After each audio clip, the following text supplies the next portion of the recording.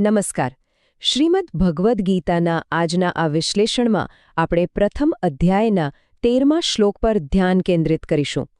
આ શ્લોક કુરુક્ષેત્રના મેદાન પરના એવા અત્યંત રોમાંચક અને તંગ વાતાવરણનું વર્ણન કરે છે, જ્યાં પ્રતીક્ષાની એકદમ ગાઢ શાંતિ અચાનક તૂટી જાય છે અને યુદ્ધનો મહાવિનાશક શંખનાદ થાય છે. ચાલો આ અદ્ભુત ઘટનાક્રમને સમજીએ. વિભાગ 1, શ્લોક 13, પઠન અને અનુવાદ. હવે આપણે આ પવિત્ર શ્લોકના મૂળ પાઠ અને તેના અર્થ તરફ આગળ વધીએ. મૂળ સંસ્કૃત શ્લોક કંઈક આ પ્રમાણે છે. તતઃ શંખાશ્ચ ભૈર્યશ્ચ પણવાનક ગોમુખાઃ સહસૈવાભ્યહન્યંત સશબ્દતુમુલો ભવત. 13. આ પવિત્ર શબ્દોના ઉચ્ચારણમાં જ એક એવી ગતિ અને શક્તિ છે જે સીધા જ આપણને એ સમયના યુદ્ધભૂમિના વાતાવરણમાં લઈ જાય છે.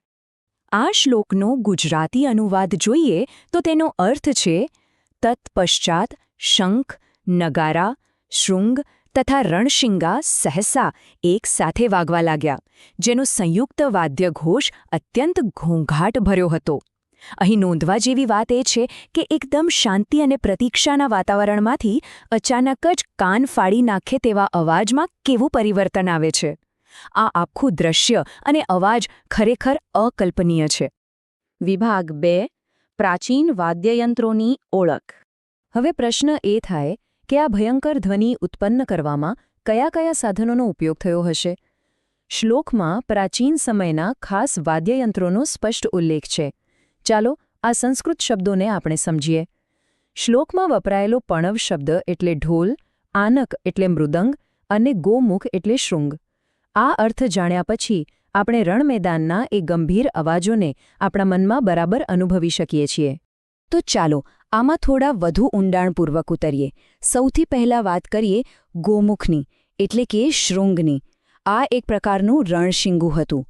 પ્રાચીન સમયના યુદ્ધોમાં શૃંગનો અવાજ એટલો તીવ્ર અને ભેદક રહેતો કે તે બહુ દૂર સુધી પહોંચી શકતો, જેથી આખી સેના તરત જ સાવધાન થઈ જાય અને તેમનો ઉત્સાહ પણ વધે. ત્યારબાદ આવે છે અણક, જેને આપણે મૃદંગ તરીકે ઓળખીએ છીએ. આમ તો આપણે જાણીએ છીએ કે મૃદંગનો ઉપયોગ શાંતિ અને ભક્તિના સંગીતમાં પણ થાય છે, ખરું ને? પરંતુ યુદ્ધના મેદાન પર સ્થિતિ અલગ જ હોય છે. જ્યારે તે અન્ય સાધનો સાથે મોટી સંખ્યામાં આક્રમક રીતે વાગે છે, ત્યારે તેનો એક ગંભીર અવાજ યુદ્ધના ઘોંઘાટમાં એક ભારે અને ડરાવણો પડઘો ઉમેરી દે છે. અને ત્રીજું વાદ્ય છે પણવ, એટલે કે ઢોલ. મોટા ઢોલ પર પડતો દરેક પ્રહાર સૈનિકોના હૃદયના ધબકારાને એકદમ તેજ કરી દે છે.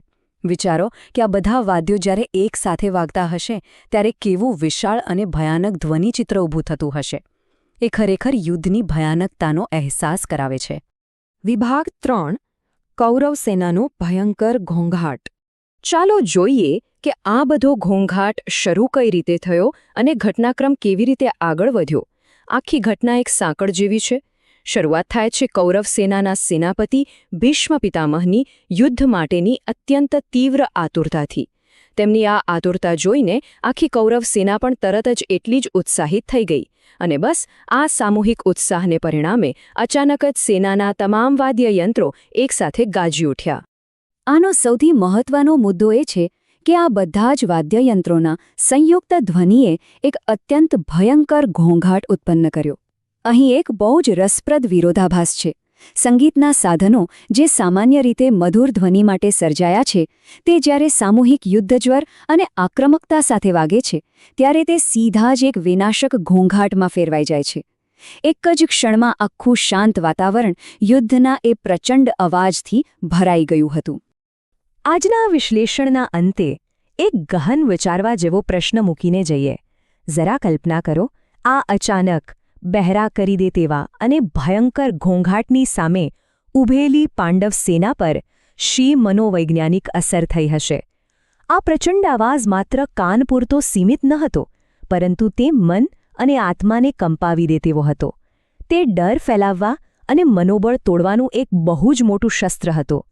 આ ગહન વિષય પર ચોક્કસથી મનન કરજો.